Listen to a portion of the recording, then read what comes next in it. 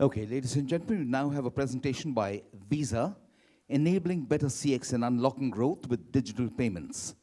And to make the presentation, we've got Mr. Shailesh Paul, Vice President and Head of Merchant Sales and Solutions, India and South Asia for Visa. Ladies and gentlemen, please welcome Shailesh Paul. Thank you, Hugo. It's always fun coming up after the safety announcements. So now that we have your attention, it's fantastic to be here. Thank you, everyone. Thank you, Mapic, for inviting us back, and congratulations for pulling off the event in a face-to-face environment again, and fantastic to see you all over here. I'm Shailesh. I work at Visa. We're the payments people. You would have been slightly familiar with us. What I wanted to do was today just spend a little bit of time as you think about your growth strategies, as you think about your customer experience. I wanted to suggest that there's a role that payments can play in those set of strategies, where we can help unlock some of the growth opportunities that your retail businesses have and improve the customer experience that you're working so hard to deliver to your customers. So that's going to be the next few minutes. I just want to start with the contention that, in fact, digital payments can help drive better business outcomes. And those business outcomes actually fall into 4 different parts. Number one, it helps increase the value that you can get from your customers. The number one question on a retailer's mind is, how do I get more customers? I guess the number 2 question is, now that I've got that customer, how do I keep that customer coming back to me? So we want to talk a little bit about how do you get the maximum value that you possibly can from a customer relationship. A strategy that falls into the first part is, if you have better customer experience, then you have more customer engagement, you have more customer loyalty. So we'll get into that a little bit as well. 3, and not to be ignored, is the aspect of safety and building trust and confidence. Can payments help, or can payments detract from that? Both of those are possible, and we'll talk about that in a fairly quick way as well. And then lastly, how can payments help in terms of future-proofing your business? What are some of the experiences that we should be thinking about now that are around the corner as such that can help the business, perhaps not tomorrow morning, but perhaps in the next 12 to 24 months? But let's first start with a set of questions. When it comes to customer relationships, when we look at our research, there are 3 challenges that retailers point out to us. 1, how do I get new customers?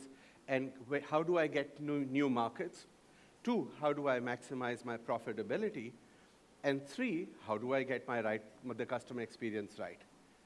When we think about customer relationships, obviously we think about our traditional competitors, the mall next door, the brands next door. And then that extends to marketplaces.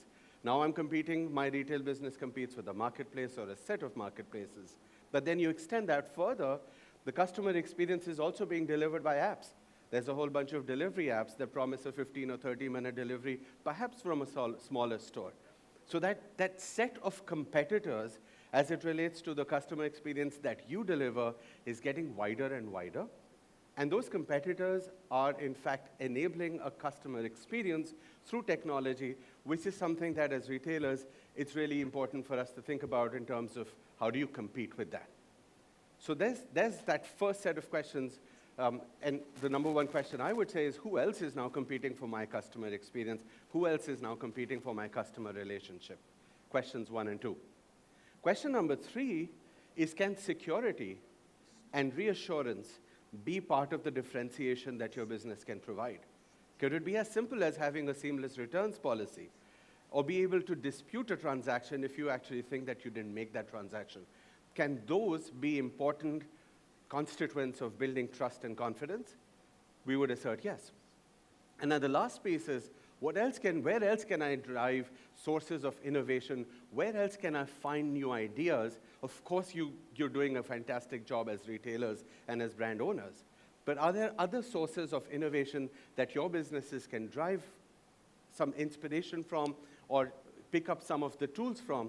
And we would contend that payments falls part of that solution. So then let's look at some solutions. And what I've done is, I just wanted to spend a few minutes. We've curated some of the most relevant solutions and strategies that exist in digital payments today, because 5 of these are here and now, And 2 of these are worth considering in the future. Let's talk about the 5 that are here and now. Number 1, co-branded products. Card products can be co-branded with your brand. I know some of you in the room, and I won't look in a very specific direction, are very actively thinking about those, or you already have those products in your arsenal. What do? They drive ancillary revenue, they drive data, they drive better loyalty. There's a set of great outcomes that can be derived. And the interesting thing is that all of those competitors that I spoke about earlier on, they already have thriving co-brand businesses. So it's an important strategy where you can get payments onto your loyalty program, get your brand out of your store, get some influence into what that customer does outside of your brand, and then influence that and help them come back to your store so you're earning all over the world and you're burning those points back in your store. So co-branded cards are thriving now. India was not a big co-branded cards market, but now it's become really important. Worldwide, about 30 to 40% of credit card transactions actually happen in co-branded cards. In India, it's less than a third that. So big opportunity to grow your business. The second payments-related opportunity, it's a lending and payments opportunity, is buy now, pay later. So it's in India, this has been happening one-on-one with banks. So you might go to bank A or bank B, and then they enable buy now, pay later at your location. Where this is trending is to get into network buy now, pay later. So you should be able to have a customer come to your counter. It doesn't matter which bank that customer is coming in from. And then you should be able to get some lending arrangement with that bank, or if not, with a third party. And there's a lot of innovation that's happening in the fintech space. So buy now, pay later, that's the second growth strategy. The third growth strategy is that of omni-commerce. Now, the pandemic has taught us this. Customers can't always walk in through the doors. The smaller merchants, in fact, were the worst hit, right? 30 to 40% of restaurants have closed doors. A lot of the small retailers have had to shut down or now have restarted. But one of the big enablers during the pandemic was the ability for a merchant to actually send out a link and say, you can pay over here. If you already had a website presence, can you offer that securely? The way that this is trending is, in our view, the boundaries between so-called online and offline have blurred. So now what you need is the ability to close a sale, hence get a payment, irrespective of where the customer is, irrespective of what channel that customer has access to you on. So omni-commerce is the third growth strategy. The fourth, and this applies to the face-to-face environment, is that of contactless payments. Tap and pay payments have become fairly mainstream. 1 in 6 payments in India now is tap and pay. In many countries, it's 90% of face-to-face payments are tap and pay. The RBI allows transactions up to 5,000 rupees to be tapped, and beyond that, you can tap and enter a PIN. So it works towards that hygiene and low contact that customers prefer now. The technology is here and now. The next stage in this is what we're calling soft POS, which is, can I use my mobile phone and accept payments? Absolutely, you can. There's 100,000 of those already deployed in the country. And what that does is your sales agents, when they're walking the floor, don't now need to have a POS. They can pull out their phone and get a payment, and the payment is made maybe in the shirts aisle. So that's the fourth experience that we're talking about, which is fantastic, which is contactless payments. And then the last, and it's getting a lot of attention right now, is that of tokenization.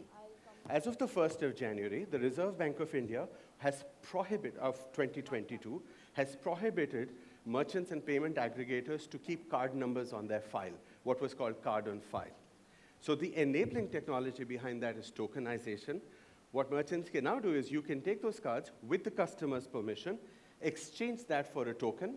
That token is useless outside of environment. If you don't mind, Venu, I'll take your example.